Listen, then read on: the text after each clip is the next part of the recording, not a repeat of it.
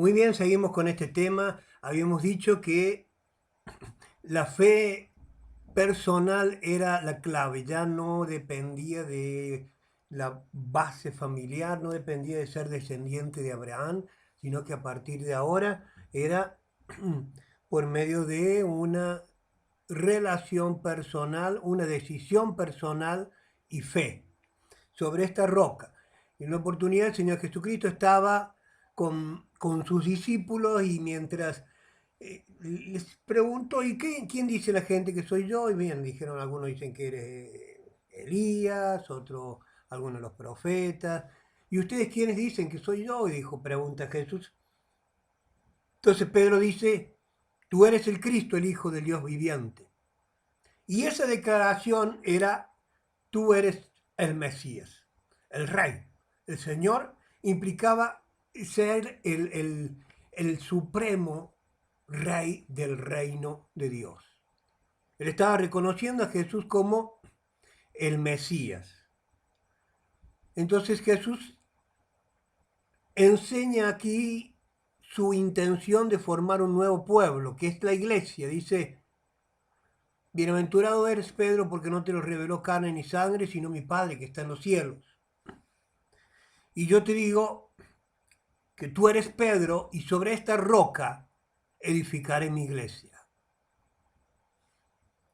Entonces acá habla, es la primera vez que se menciona la palabra iglesia en el Nuevo Testamento. La palabra iglesia, que viene del vocablo griego eclesia, es una palabra, eclesia es la palabra que más se usa en el Antiguo Testamento griego, o sea, en la Sextuaginta, es la palabra que más se utiliza, y acá es la primera vez. Entonces, de alguna manera está relacionando a la iglesia con Israel, pero acá está expresando su voluntad de hacer algo nuevo, un nuevo Israel, si queremos llamarlo de alguna manera, la iglesia. Mateo capítulo 6, 18, tú eres Pedro y sobre esta roca edificaré mi iglesia y las puertas del Hades no prevalecerán contra ella. La confesión del señorío de Cristo es lo que hizo Pedro. El haber confesado a Jesús como su Señor es la confesión de la presencia del reino de Dios. Estaba reconociendo que el reino de Dios estaba aquí.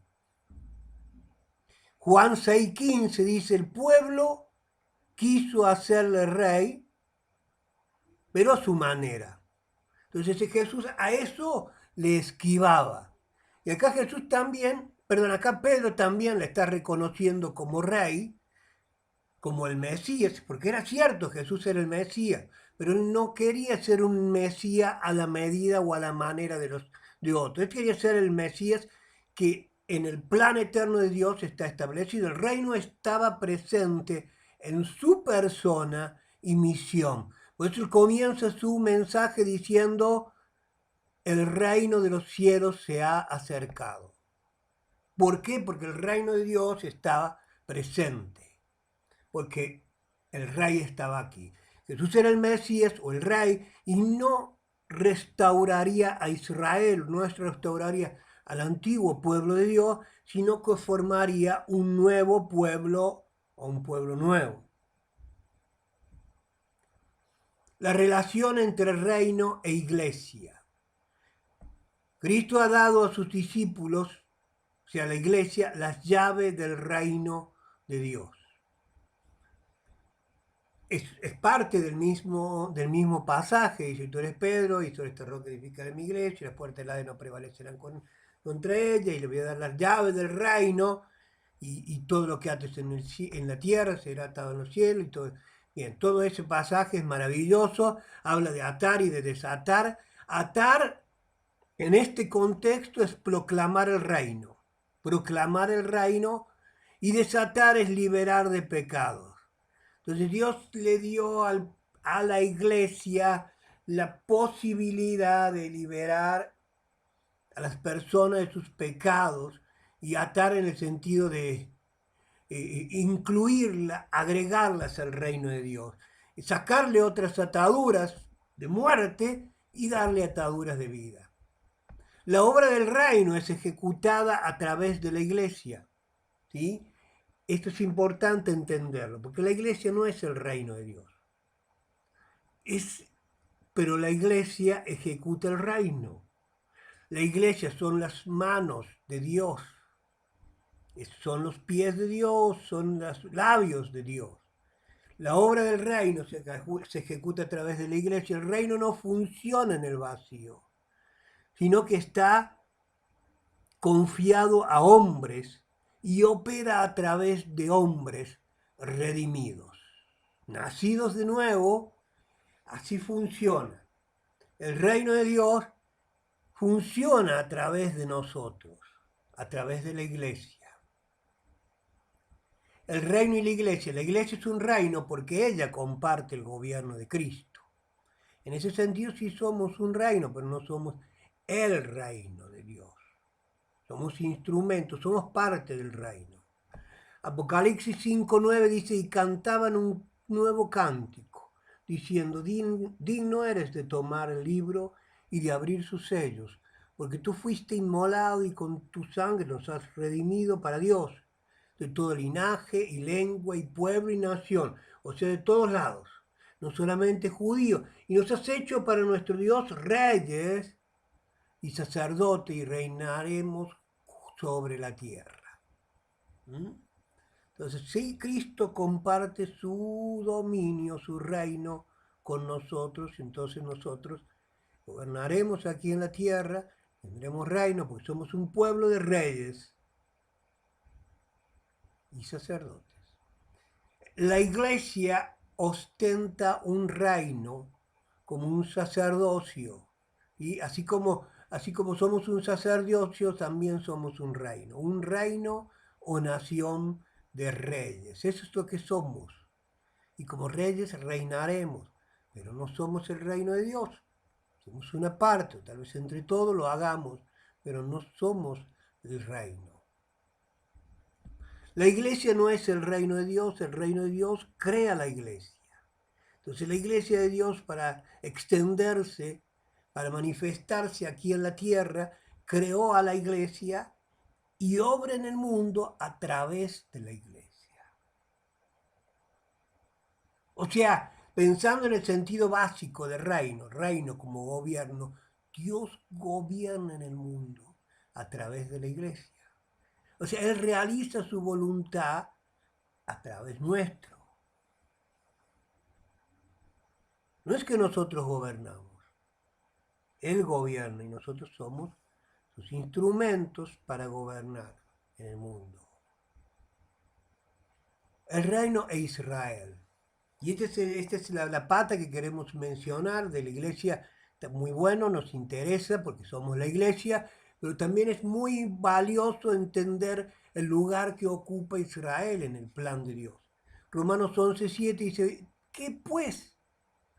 Lo que buscaba Israel no lo ha alcanzado, pero los escogidos sí lo han alcanzado, y los demás fueron endurecidos. Entonces lo que buscaba Israel no lo alcanzó, pero a algunos, un puñado de judíos, sí lo han alcanzado, y los demás judíos fueron endurecidos. Ese puñado, porque la iglesia nace con un puñado de judíos.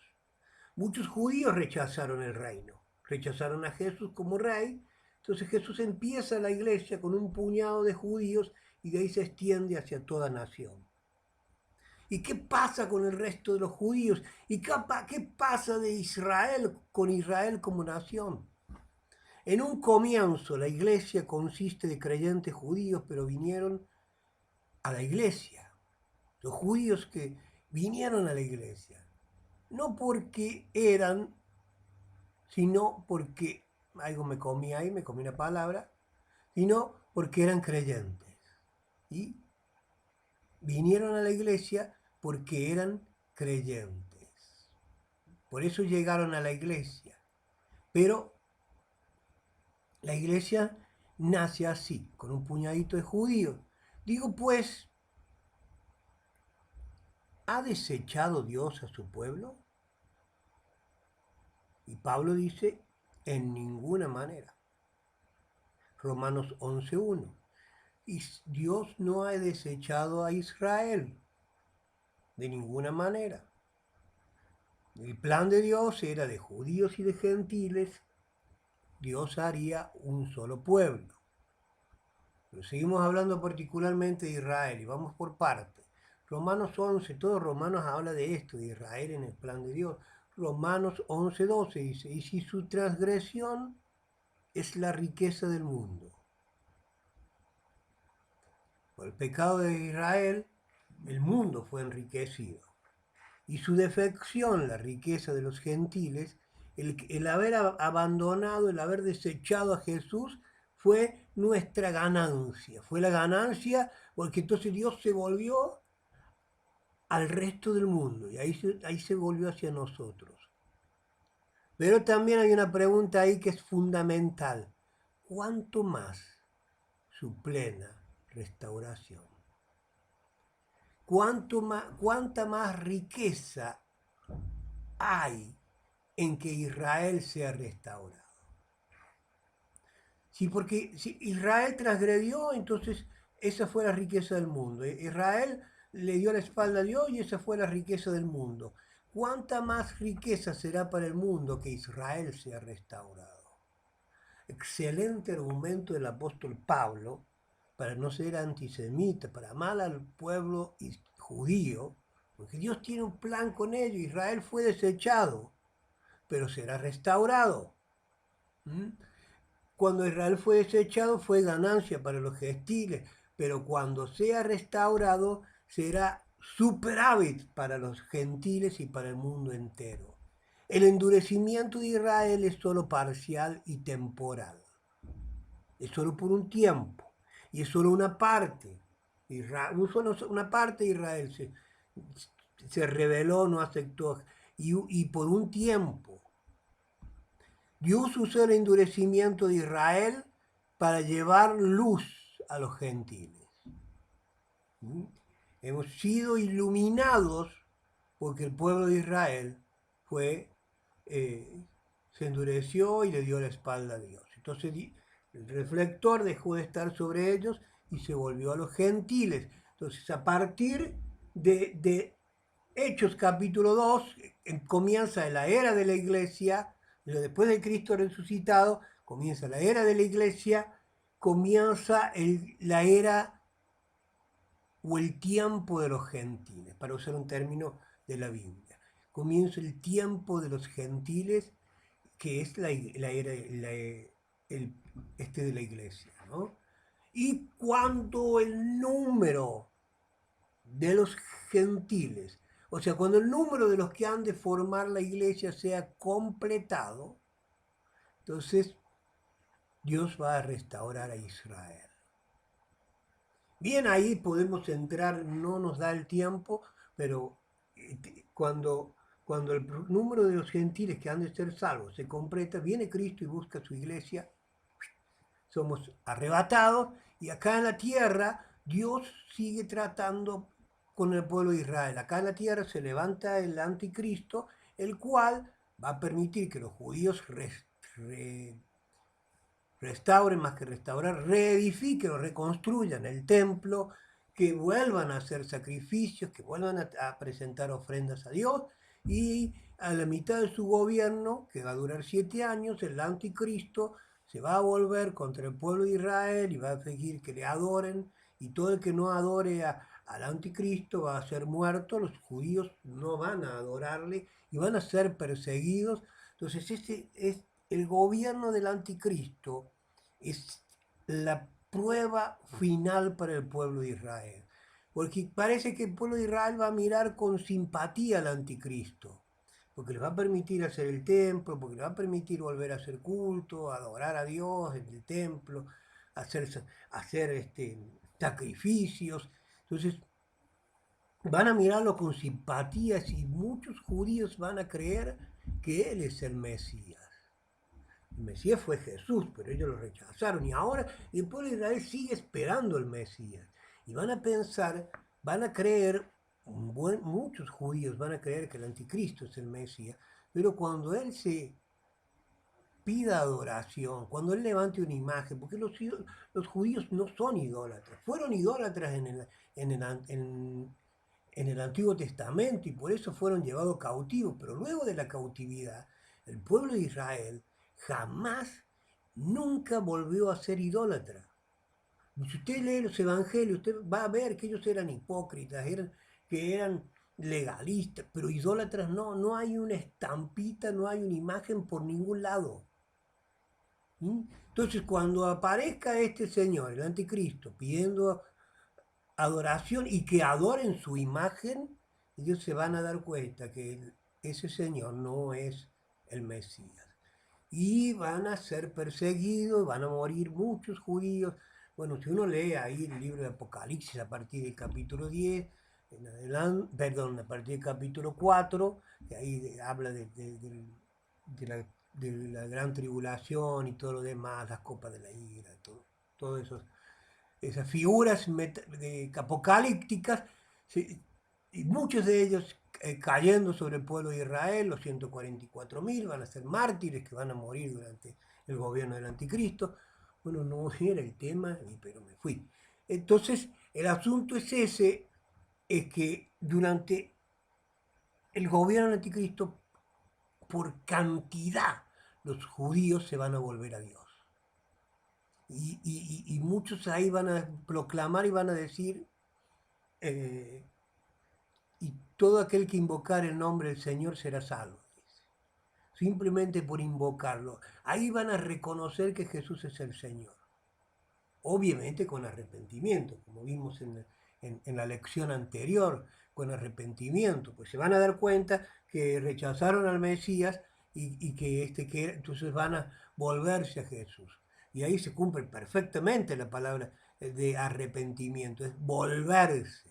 Al que rechazaron, se van a volver a Jesús y lo van a reconocer como su Mesías, se van a acordar de nosotros, se van a acordar de su vecino, de algún compañero de trabajo que antes le predicó, porque no vamos a estar, la iglesia no va a estar en ese tiempo, se van a acordar de lo que les dijimos y entonces se van a volver a Dios.